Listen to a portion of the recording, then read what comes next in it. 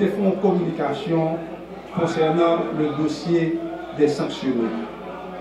Soit dit en passant, il y a deux régimes de sanctionnés.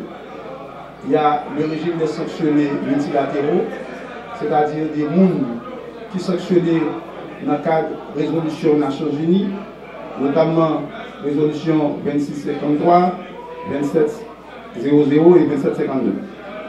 Et il y a un deuxième régime qui est le régime bilatéraux, c'est-à-dire des mondes de ressortissants haïtiens qui sont sanctionnés par des États amis tels que Canada, États-Unis, République dominicaine et autres.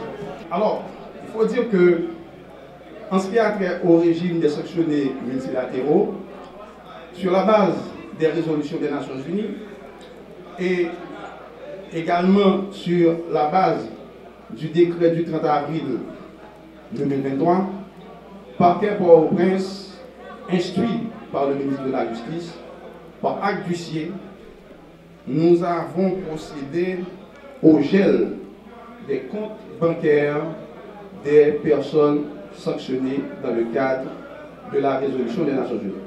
Alors il faut dire que nous autres, États haïtiens, nous sommes membres fondateurs des Nations Unies. Et à ce titre, les résolutions prises en Conseil de sécurité des Nations Unies sont opposables à l'État haïtien. C'est dans cette perspective, en tant que membre, nous avons décidé, l'État haïtien, via le parquet de Port-au-Prince, via le ministère de la Justice, le parquet de Port-au-Prince, nous avons décidé de donner suivi par rapport à cette résolution. Et c'est ainsi que, dans le cadre du décret du 30 avril 2023, en son article 97-98, portant sur la lutte contre le blanchiment de capitaux, le financement du terrorisme et le financement de la prolifération des armes de destruction massive, le parquet de Port-au-Prince, en date du 2 juin 2025, a procédé par acte d'huissier au gel des comptes bancaires des personnes visées et indexées dans la résolution des Nations Unies. À remarquer que le crime de blanchiment, c'est le fait d'introduire de l'argent sale, c'est-à-dire l'argent issu d'une économie criminelle, comme c'est le cas pour le groupe terroriste Vivre Ensemble dans l'économie formelle. Il s'agit de blanchiment d'argent issu de trafic de drogue, trafic d'organes, trafic humain, kidnapping, racket, extorsion, chantage, trafic illicite d'armes à feu et de munitions. Et toute l'agence a il y a des complices qui font l'agence a rentrer en dans circuit formel économique.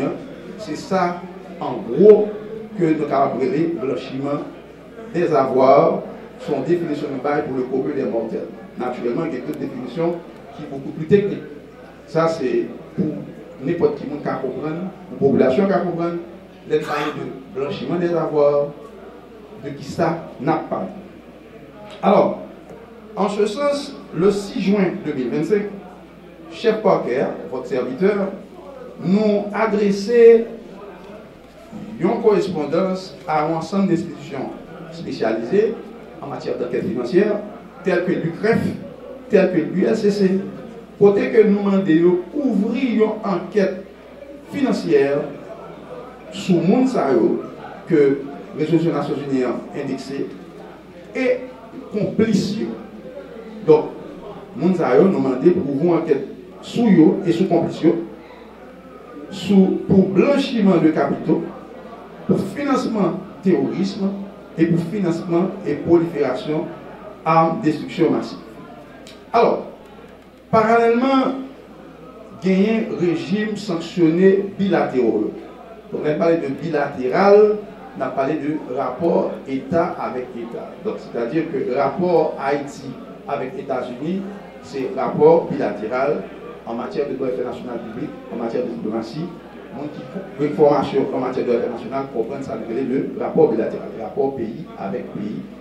Alors que lorsque nous, dans le cadre d'organisations internationales, telles que Nations Unies, OEA, nous avons un rapport multilatéral.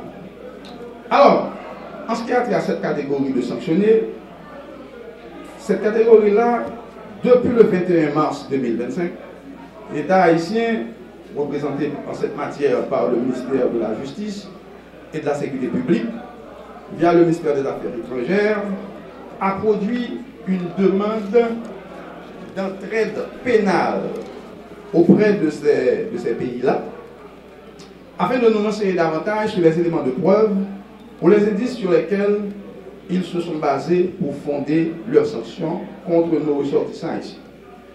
Pour l'instant, la procédure d'entraide pénale internationale est lancée. L'État haïtien attend avec impatience la réponse des États concernés. Donc, nous autres, chefs du parquet, maîtres de l'action publique, je peux dire subordonnés du ministère de la Justice, nous attendons le suivi de cette entraide pénale pour que nous puissions faire œuvre qui vaille.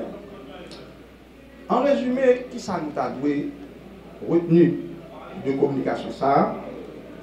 En résumé, nous avons retenu que variante population haïtienne, monde qui est victime de insécurité, gang armé, monde qui s'est déplacé, qui quittait Caillou, si Caillou est fait pendant qu'il y a travaillé dans la factory, pendant qu'il y a bourriqué en bas de la ville, nous voulons dire que l'État haïtien, très préoccupé par la question sanctionnelle, très préoccupé par les criminels transnationaux, et que sous base de ça, l'État haïtien instruit par Port-au-Prince, le ministère de la Justice, le ministre de la Justice particulièrement, il instruit par Port-au-Prince pour mettre action publique en mouvement contre tous les gens qui sont impliqués dans le trafic de drogue, trafic d'armes, trafic de munitions, trafic d'organes, trafic illicite de stupéfiants. À ce titre, le parquet est à pied d'œuvre. Nous demandons des populations qui ont une injustice, le parquet a travaillé pour lui.